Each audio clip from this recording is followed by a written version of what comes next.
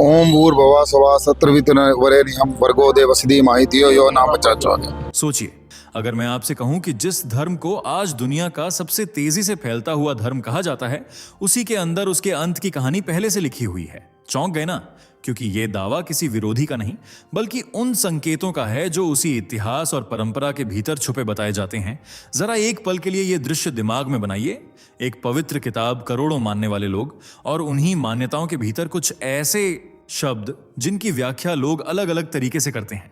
अगर ऐसा है तो सवाल उठता है, ये बातें खुलकर सामने क्यों नहीं आती? और क्यों कुछ लोग कहते हैं कि सच्चाई हमेशा आधी ही बताई जाती है?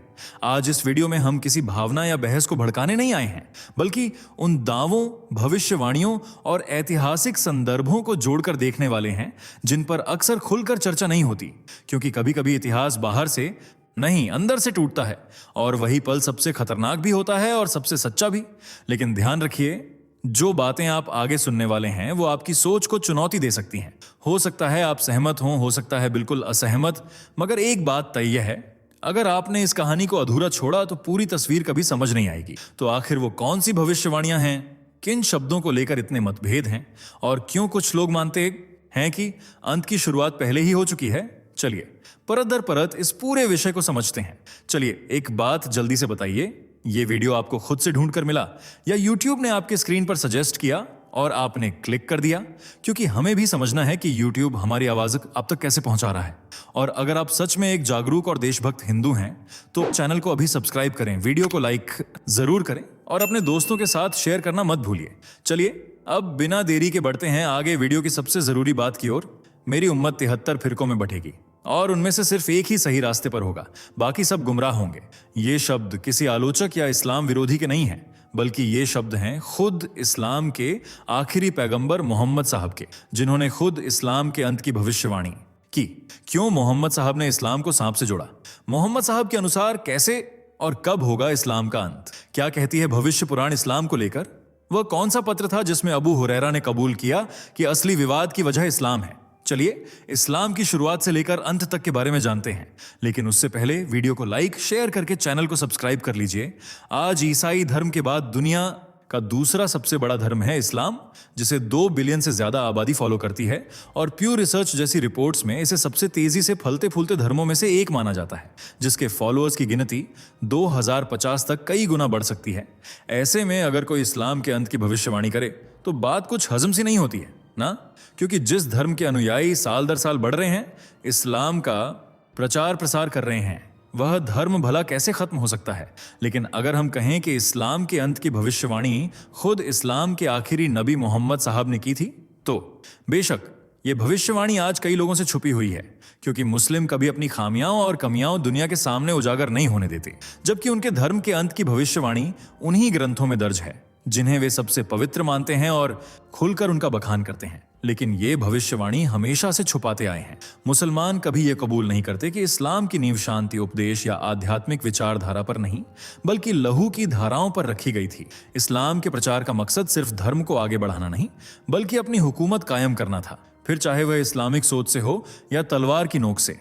और ये क्रूर मानसिकता 7वीं शताब्दी से कायम है। नबी के समय में भी कई खूनी जंगें लड़ी गई थीं, जिनमें उहुद, बद्र, खंदक सबसे प्रमुख और खौफनाक रही हैं। और मुसलमानों को शुरू से यह सिखाया गया है कि इस्लाम के विस्तार के लिए सिर्फ वचन या आध्यात्मिकता जरूरी नहीं है, बल्कि शक्तिशाली आक्रमण भी जरूरी है। अगर कोई इस्लाम शांति से कबूल न करे तो जोर जबरदस्ती और जंग करके उस पर इस्लाम को थोप दो। हर हालत में इस्लाम का प्रचार करना है, जिसका जिक्र कई ग्रंथों में भी देखने को मिलता है, जहां खुले शब्दों में लिखा गया है, जिहाद सिर्फ आत्मरक्षा का जरिया नहीं, बल्कि इस्लाम के प्रचार का भी एक अहम तरीका है।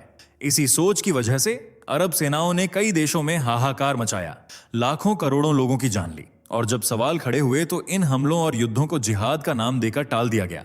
लेकिन सच्चाई और मानसिकता क्या थी, आज पूरी दुनिया अच्छे से जानती है, और शायद इन्हीं कर्मों का फल है कि आज इस्लाम का पतन हो रहा है। मुसलमान आपस में ही लड़ मर रहे हैं और अलग अलग टुकड़ों में बंट गए हैं, जैसा कि मोहम्मद साहब ने प्रेडिक्ट भी किया था। मोहम्मद साहब ने कहा था, मेरी उम्मत 73 फिरकों में बटेगी और उनमें से सिर्फ एक ही सही रास्ते पर होगा, बाकी सब गुमराह होंगे। अगर ये बात किसी आलोचक या गैर धर्म के व्यक्ति ने कही होती तो तलवारें उठ जाती, और मुस्लिम कभी इस बात को कबूल नहीं करते, लेकिन ये भविष्यवाणी खुद मोहम्मद साहब ने की थी, जो आज के मुस्लिम समाज का आईना है, जिसका प्रमाण देखने को मिलता है अब्बू दाऊद की हदीस जिल्द 3, किताब 40 और हदीस 4744 में, जिसमें बताया गया है कि मोहम्मद साहब ने कहा था, यहूदी 71 फिरकों में बटे, ईसाई 72 में, लेकिन मेरी उम्मत 73 फिरकों में बट जाएगी। और आज भविष्यवाणी सच होती दिख भी रही है। आज इस्लाम सिर्फ समुदाय नहीं रहा, बल्कि ये छोटे छोटे समूहों में बढ़ चुका है, जैसे शिया, सुन्नी, वहाबी, बरेलवी, इस्माइली, देवबंदी, सूफी, अहले हदीस। ऐसे तमाम समुदाय हैं जो इस्लाम से जुड़े होने के बाद भी एक दूसरे से बिल्कुल अलग सोच रखते हैं। भाई भाई होने के बाद भी एक दूसरे को नीचा दिखाने की कोशिश करते हैं। और सोचिए, जब मुसलमान ही मुसलमान के खिलाफ खड़ा है, तो क्या इस्लाम अपने पतन के द्वार से नहीं गुजर रहा है? हर फिरका अपने आप को सच्चा और अपनी सोच को सही बताता है, जबकि दूसरे फिरके को गलत रास्ते पर चलने वाला फिरका कहता है। जबकि मोहम्मद साहब ने साफ कहा है कि 73 फिरकों में सिर्फ एक ही सही राह पर होगा।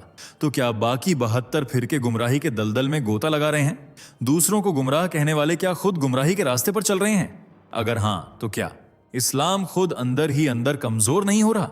और अगर ये यूं ही अलग अलग विचारधाराओं में बटा रहा, तो क्या ये लंबे समय तक अस्तित्व में बना रहेगा? तो इसका जवाब है नहीं। आज बेशक दुनिया में 57 मुस्लिम देश हैं जहां मुसलमान मेजोरिटी में रहते हैं, लेकिन फिर भी यहां शांति नहीं, बल्कि अराजकता, युद्ध, आपसी कलह और मतभेद जैसा माहौल बना रहता है। हर मुस्लिम देश आज युद्ध मैदान में उतरा हुआ है, और सामने खेमे में दुश्मन कोई और नहीं बल्कि मुसलमान ही है। अफगानिस्तान में तालिबान, सीरिया में गृह युद्ध, इराक में आतंक, पाकिस्तान में उग्रवाद और आतंकवाद का फैला जाल।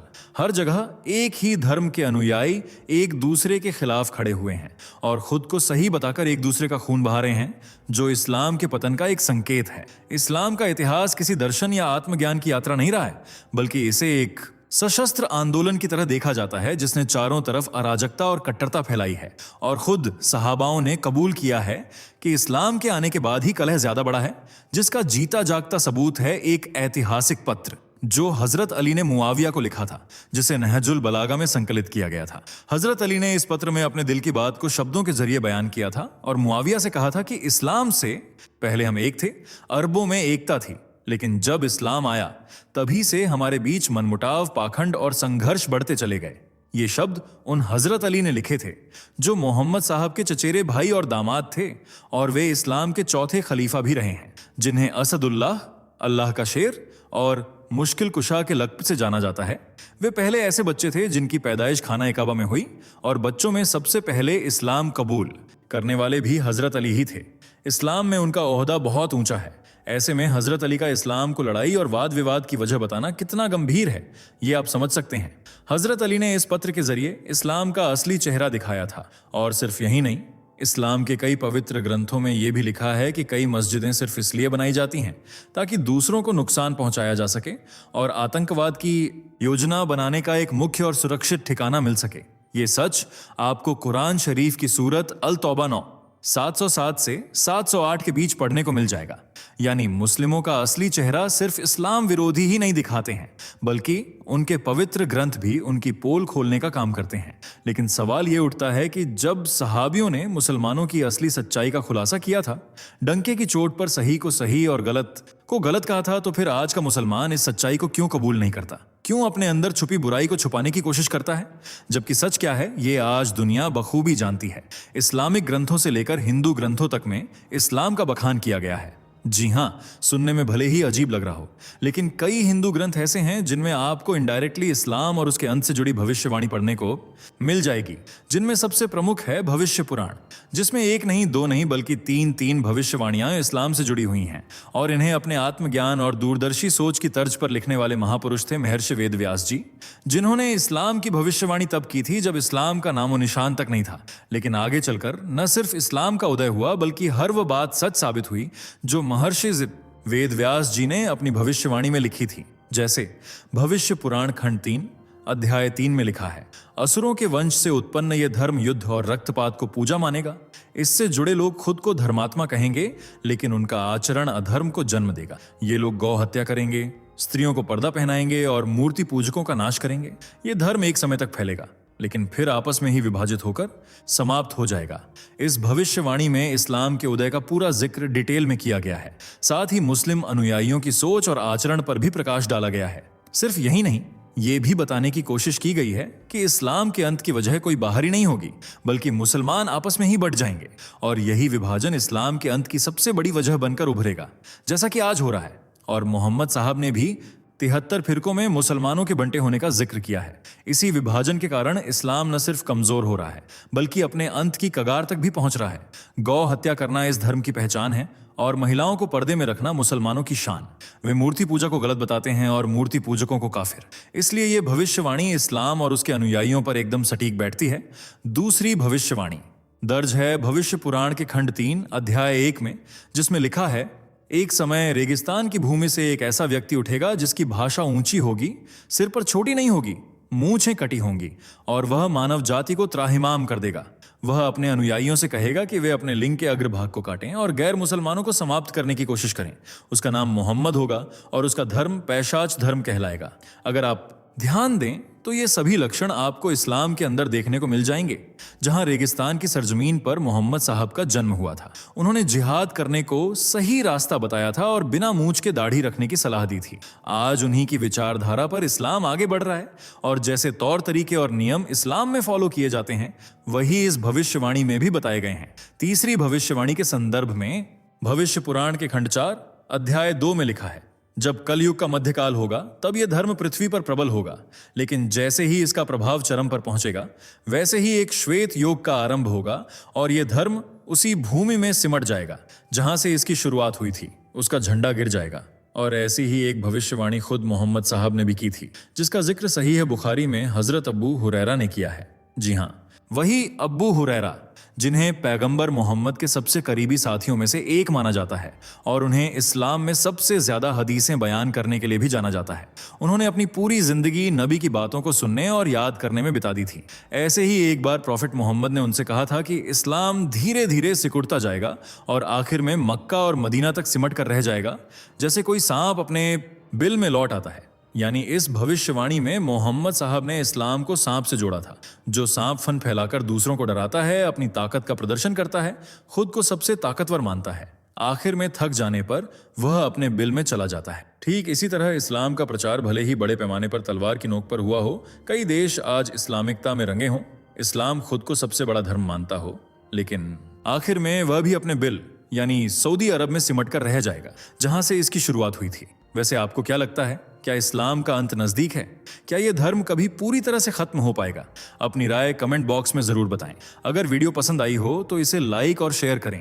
साथ ही चैनल से जुड़े रहने के लिए चैनल को सब्सक्राइब करके बेल आइकॉन को प्रेस कर लें। धन्यवाद। दोस्तों, आपको स्क्रीन पर 2 और वीडियोस दिखाई दे रही हैं, जिसे देखने के लिए स्क्रीन पर क्लिक करें।